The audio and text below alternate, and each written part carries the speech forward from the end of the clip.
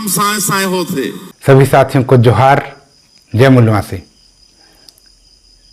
छत्तीसगढ़ की राजधानी रायपुर में पढ़े लिखे युवा नौजवान बेरोजगार आंदोलन करने के लिए सड़क पर हैं। और ये सड़क पर क्यों है साथियों? क्योंकि छत्तीसगढ़ की जो सरकार है, विष्णुदेव साय की सरकार है, उनके द्वारा वादा खिलाफी किया जा रहा है। और इस वादा खिलाफी के विरुद्ध में हमारे पढ़े लिखे युवा बेरोजगार बच्चे वहां पर आंदोलन करने के लिए बैठे हैं।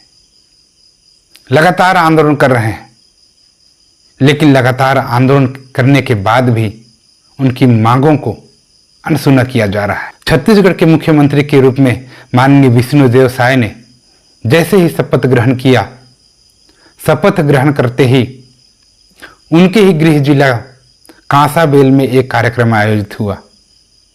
इस कार्यक्रम में भृत्य, स्वीपर, आंगनबाड़ी कार्यकर्ता, सहायिका, ऐसे बहुत सारे कर्मचारी शामिल हुए। और ये जो कर्मचारी हैं, वे लोग माननीय विष्णुदेव साय से नियमित करने की बात कह रहे थे। अपनी मांगों को लगातार चिल्ला चिल्ला कर उठा रहे थे। उस समय माननीय विष्णुदेव साय ने कहा, बैठकर बात करेंगे, बैठकर बात करेंगे। लेकिन बैठना तो दूर, वे आज उन कर्मचारियों से बात भी नहीं करना चाहते हैं। यहां पर उन्होंने ये एक चीज और भी ये कहा, मैं मोदी की गारंटी को पूरा करने आया हूं। मोदी ने कहा था कि 57,000 शिक्षक भर्ती हम छत्तीसगढ़ में करेंगे, लेकिन उनकी वादा खिलाफी को देखिए। यहां पर जो डीएड बीएड धारी पढ़ाने में, बच्चों को तैयार करने में लगे हुए थे, उन्हें भी आज नौकरी से हाथ धोना पड़ रहा है। कई सारे स्कूल्स बंद किए जा रहे हैं, टीचरों को ट्रांसफर किया जा रहा है। युक्ति युक्तकरण के तहत स्कूलें बंद हो रही हैं और टीचरों को अतिशेष शिक्षकों के रूप में रखा जा रहा है। बहुत सारे ऐसे तथ्य सामने आ रहे हैं जिसे देखकर यह कहा जा सकता है कि हमारे युवा नौजवान आने वाले समय में बेरोजगार ही रहेंगे। मोदी ने कहा था कि पकोड़े तलेंगे। पकोड़े तलना भी तो एक रोजगार है। तो साथियों, हमारी जो सरकार है वो हम युवाओं को बिल्कुल साथ सहयोग नहीं दे रही है।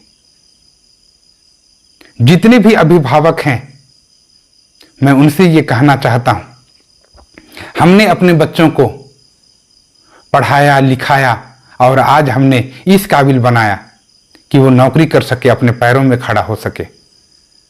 आज हमारे बच्चे छत्तीसगढ़ की राजधानी रायपुर में आंदोलन कर रहे हैं और हम लोग अपने ही घरों में बैठ करके तमाशा देख रहे हैं।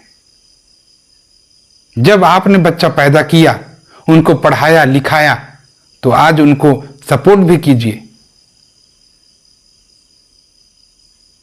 अगर हम माता पिता उनके भविष्य के बारे में सोचते हैं तो उनके साथ में हम लोगों को खड़ा होना होगा।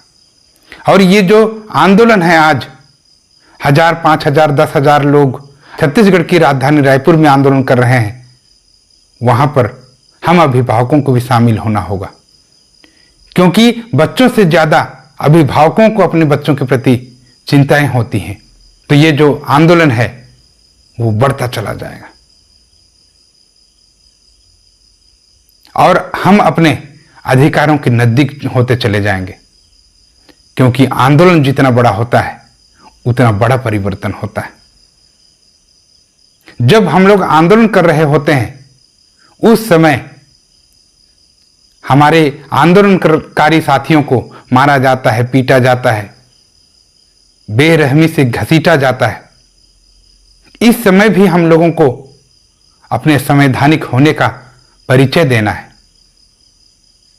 कानून को अपने हाथों में नहीं लेना है, बल्कि संवैधानिक तरीके से अपनी मांगों को लगातार उठाते रहना है। इन सभी आंदोलनों को अगर देखें तो हमें समझ में आती है कि अपने अधिकार के प्रति हम लोगों को मार खाना भी पड़ता है,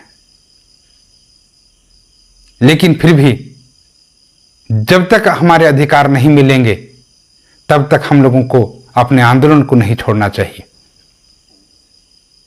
आप लोगों ने देखा होगा बांग्लादेश में कुछ युवा साथी जो लोग अधिकार वंचित थे उनके द्वारा आंदोलन शुरू किया गया और आंदोलन इतना बड़ा हुआ कि वहां की प्रधानमंत्री को अपने देश को छोड़ करके भागना पड़ा। इसी प्रकार अपने बच्चों के साथ साथ में हम अभिभावकों को भी साथ और सहयोग देना होगा और उनके आंदोलन को इतना बड़ा करना होगा कि यहाँ के जो शासक हैं उनकी आंखें खुल जाएगी।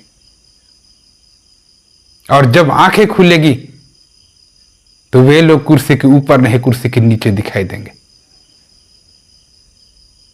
आप सभी लोग अपने अपने बाल बच्चों को पढ़ाते लिखाते उनके लिए त्याग तपस्या करते हैं, आज उनके साथ में खड़े रहिए।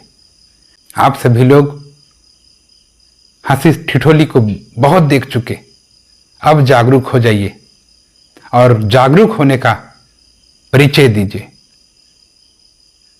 अगर आप मुझे सपोर्ट करना चाहते हैं तो वीडियो को लाइक कीजिए, कमेंट कीजिए और मेरे चैनल में बने रहने के लिए सब्सक्राइब कीजिए। धन्यवाद।